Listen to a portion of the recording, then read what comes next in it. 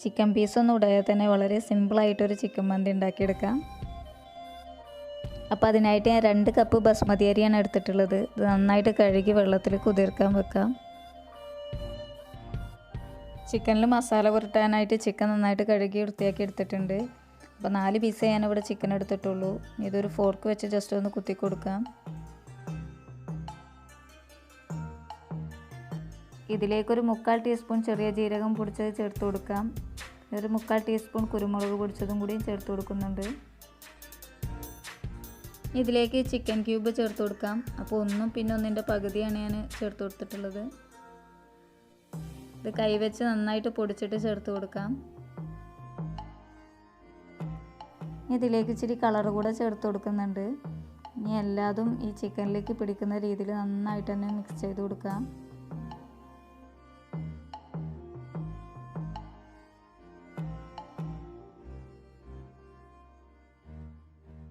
ഇതിലേക്കൊരു 3 ഏലക്കായും 3 ഗ്രാമ്പും 1/2 ടീസ്പൂൺ പൊടിക്കാത്ത കുരുമുളകും കൂടി ചേർത്ത് കൊടുക്കുന്നുണ്ട്.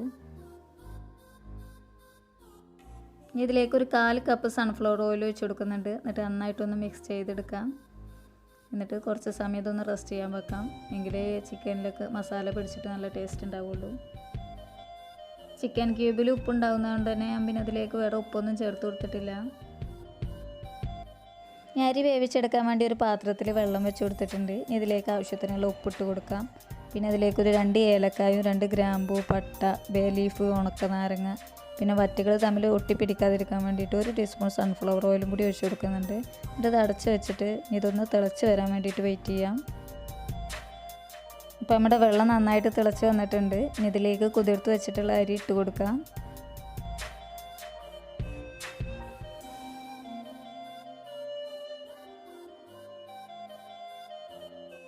ഇനി നമുക്ക് ചിക്കൻ വേവിച്ചെടുക്കാം. അപ്പോൾ ഒരു മീഡിയം ഫ്ലെയിമിലിട്ട് ഇതൊരു 5 മിനിറ്റ് ഇതൊന്ന് അടച്ച് വെച്ചിട്ടൊന്ന് വേവിച്ചെടുക്കാം. ഇപ്പോൾ ഒരു 5 മിനിറ്റ് കഴിഞ്ഞിട്ടുണ്ട്. ഇനി ഈ ചിക്കൻ പീസെല്ലാം ഒന്ന് തിരിച്ചിട്ട് കൊടുക്കാം. ഞാനിത് ലോ ഫ്ലെയിമിലല്ല ഇട്ട് കൊടുത്തിട്ടുള്ളത്, മീഡിയം ഫ്ലെയിമിലാണ്. ഇത് തിരിച്ചിട്ട് ഒരു 3-4 മിനിറ്റിന് ശേഷം നമുക്ക് ഇതിൻ്റെ മുകളിലേക്ക് ചോറിട്ട് കൊടുക്കാം. എന്നിട്ട് ചെറിയ തീയിൽ വെക്കുമ്പോൾ ബാക്കിയും കൂടി വേവായിക്കോളും. അതല്ല ഒരുപാട് സമയം ഇത് വേവിക്കുകയാണെങ്കിൽ നമ്മൾ മന്തി വിളമ്പുന്ന സമയത്ത് പീസെല്ലാം ഉടഞ്ഞു പോയിട്ടുണ്ടാവും.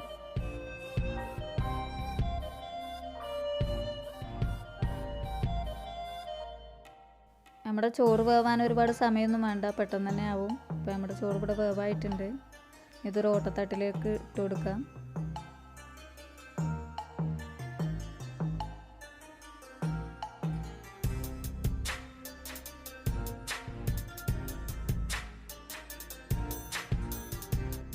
ചോറിലെ വെള്ളമൊക്കെ വാർന്നു പോയിട്ടുണ്ട്. ഇനി നമ്മുടെ ചിക്കൻ്റെ മുകളിലേക്ക് ഈ ചോറിട്ട് കൊടുക്കാം.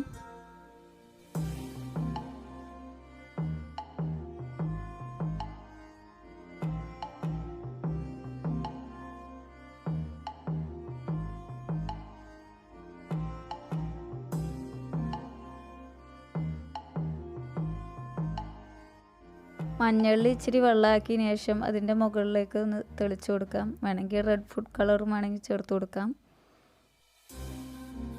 ചെറിയൊരു പാത്രത്തിൽ കനലെടുത്തിട്ടുണ്ട്. ഇതിലേക്ക് എണ്ണ ഒഴിച്ചു കൊടുക്കാം.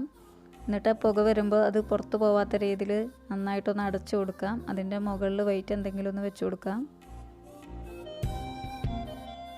സ്റ്റൗവിൽ പഴയ പാൻ വെച്ച് കൊടുത്തിട്ട് അതിലേക്ക് ഈ സോസ് പാൻ വെച്ച് കൊടുക്കാം. എന്നിട്ട് ലോ ഫ്ലെയിമിൽ ഒരു 10 മിനിറ്റ് അങ്ങനെ ഇരുന്നോട്ടെ. അതിനുശേഷം നമുക്ക് ഫ്ലെയിം ഓഫ് ചെയ്തുകൊണ്ട് ഇതൊന്ന് തുറന്നു നോക്കാം. ഇത് തുറക്കുമ്പോൾ നല്ലൊരു സ്മെല്ലാണ്. ഇതിലെ റൈസ് നമുക്ക് വേറൊരു പാത്രത്തിലേക്ക് മാറ്റി കൊടുക്കാം.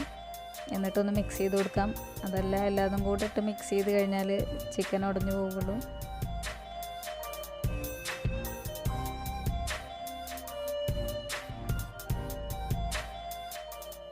അപ്പോൾ നമ്മുടെ ചിക്കനൊന്നും ഉടഞ്ഞു പോകാതെ തന്നെ കിട്ടിയിട്ടുണ്ട്. അപ്പോൾ നിങ്ങൾക്ക് എൻ്റെ വീഡിയോ ഇഷ്ടമായിട്ടുണ്ടെങ്കിൽ ലൈക്ക് ചെയ്യാനും സബ്സ്ക്രൈബ് ചെയ്യാനും മറക്കരുത്. Thanks for watching.